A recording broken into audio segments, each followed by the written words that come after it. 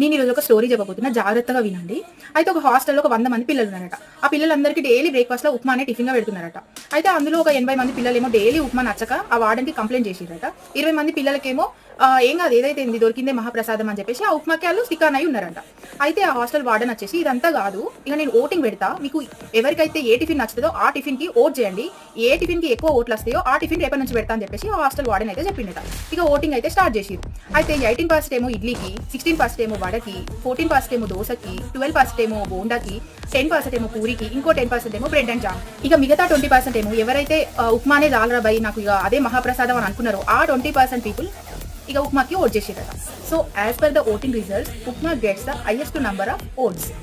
So మళ్ళీ ఉప్మా అనడం మొదలెట్టారు. So moral of the story ఏంటంటే, ఈ 80 మంది మధ్యలో కోఆర్డినేషన్ లేకపోవడం వల్ల అండ్ వాళ్ళ స్వలాభం కోసం ఓట్ వేయడం వల్ల 20 మంది ఏది చెప్తే అది వినాల్సి వస్తుంది అండ్ ఆ 20 మంది రాజ్యం వెళ్తే మనం చూడాల్సి వస్తుంది. సో అందుకే మీ ఓట్ని మీరు ప్రాపర్గా